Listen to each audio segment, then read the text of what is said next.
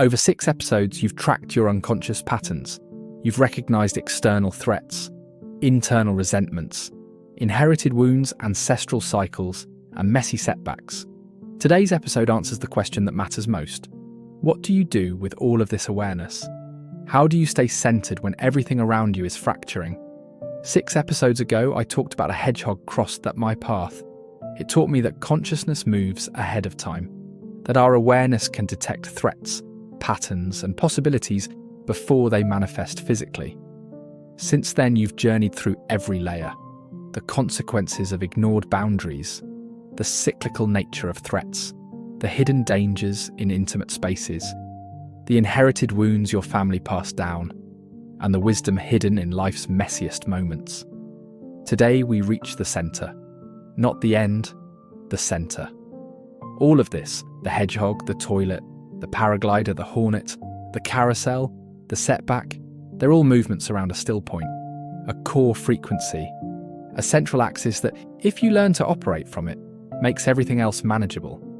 The still center is not about transcendence or spiritual bypass. It's not about rising above pain or pretending difficulty doesn't exist. The still center is about mastery of your own frequency, while the world moves in multiple directions simultaneously.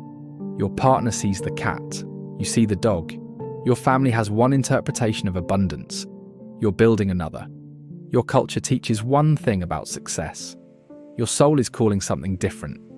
These fractures in shared reality are not failures, they're invitations to find your still center.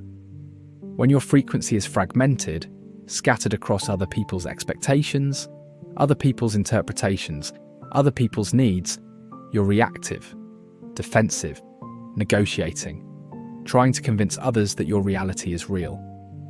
When your frequency is centered, rooted in your own direct experience, your own knowing, your own non-negotiable inner truth, you're present, powerful, clear. You don't need others to validate your reality to live from it. This is what the hornet teaches in its final layer. It's not just that hidden threats exist in relationships. It's that most of us spend our energy trying to make our partner see the hornet.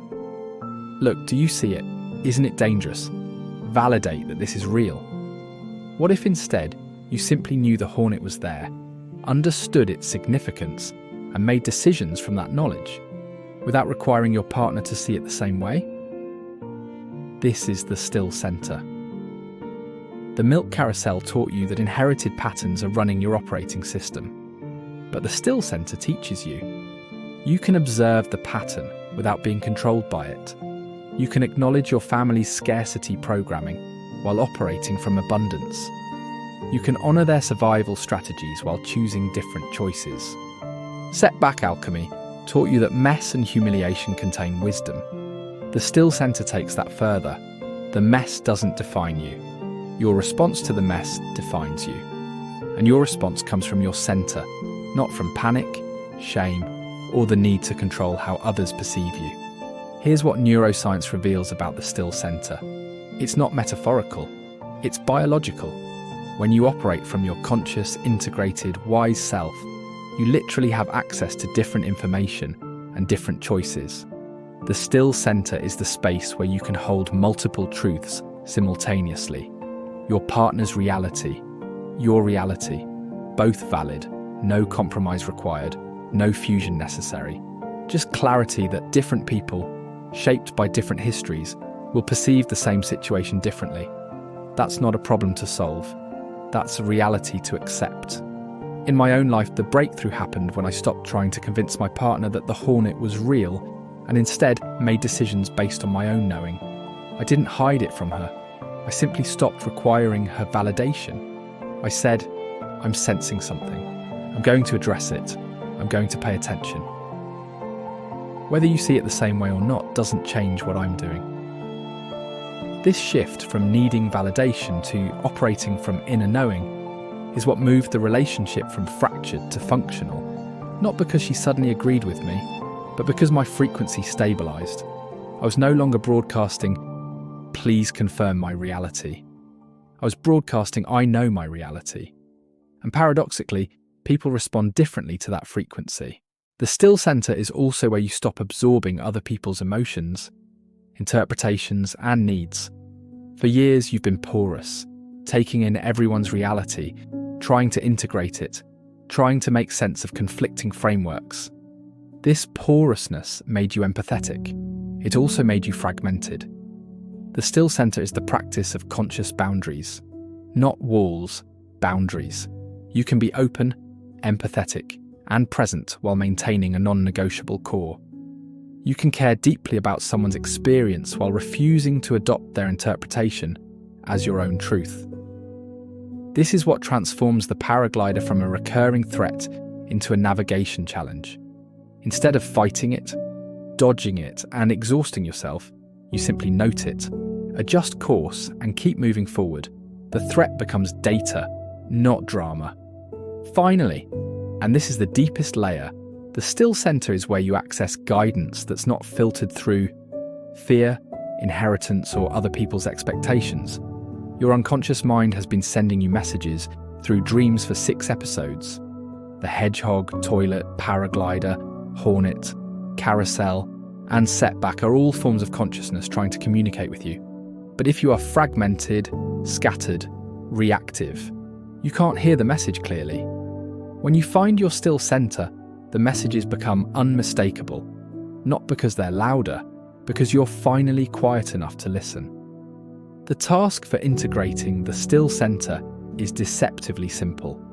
Every day, create a moment, 5 minutes, 10 minutes, where you're not trying to fix anything, convince anyone, or manage anything. You're simply present to what's true for you right now, not what should be true, not what your family believes is true, not what your partner perceives as true. What is true in this moment for you, in your direct experience? That's your still center. When you practice that daily, something shifts. Your frequency stabilizes. Your decisions become clearer.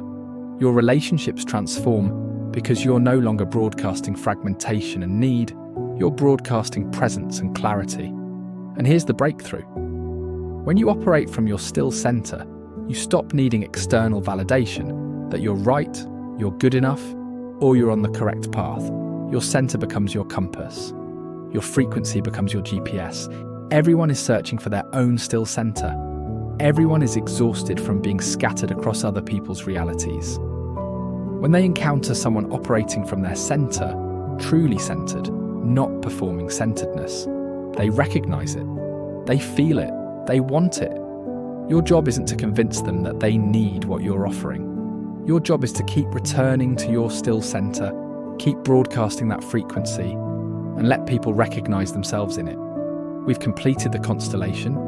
If you have not already watched the previous episodes, you might want to start with the hedgehog dream in the episode 1, which taught you to see. Then in the next episode, the toilet taught you boundaries matter. Then the paraglider dream taught you resilience. The hornet dream revealed hidden dangers. The carousel showed you inheritance. The setback gifted you humility. The still center, it's where all of it integrates into mastery. This isn't the end of the series. It's the beginning of the real work. Using everything you've learned to build something unprecedented. Something that changes not just your life, but the lives of everyone you touch.